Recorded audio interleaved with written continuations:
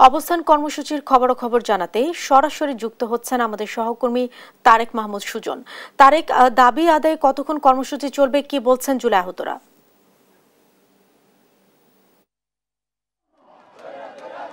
যেমনটি জানেন, গতকাল রাতে কিন্তু আওয়ামী লীগের কার্যক্রম নিষিদ্ধের ঘোষণার পর রাজনৈতিক দলগুলো তাদের এই অবরোধ তুলে নিলেও আমরা দেখছি সকাল থেকে জুলাই গণঅভ্যুত্থানে আহত যারা তারা এই শাহবাগ মোড়টিতে অবস্থান নিয়ে এখন পর্যন্ত তাদের সেই কর্মসূচি পালন করে আসছেন এবং তারা 3টি দফা ঘোষণা করেছেন। তার মধ্যে রয়েছে যেই জুলাই আন্দোলনে যারা আহত হয়েছেন তাদের সুচিকিৎসা এবং পুনর্বাসন নিশ্চিত করতে হবে। একই সঙ্গে যে জুলাই ঘোষণাপত্র সেটি দ্রুত বাস্তবায়ন করতে হবে এবং সেই বাস্তবায়ন না হওয়া পর্যন্ত তারা এই অবরোধ, এই কর্মসূচি তারা চালিয়ে যাবেন।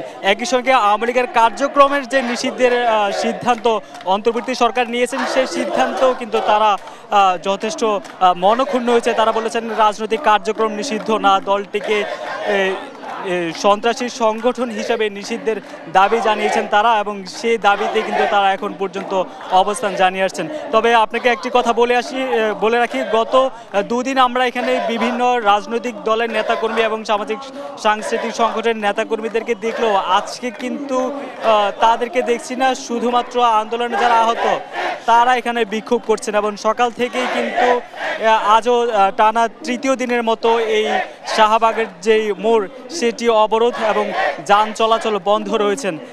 যেমনটি দেখছেন তারা কিন্তু স্লোগানে তাদের সে দাবি সেটি জানাচ্ছেন এবং তারা যেমনটি বলছেন যে যতক্ষণ পর্যন্ত জুলাই ঘোষণাপত্র চূড়ান্তভাবে বাস্তবায়ন না হবে, একই সঙ্গে আওয়ামী লীগের নিষিদ্ধের বিষয়ে তারা চূড়ান্ত সিদ্ধান্ত চায়।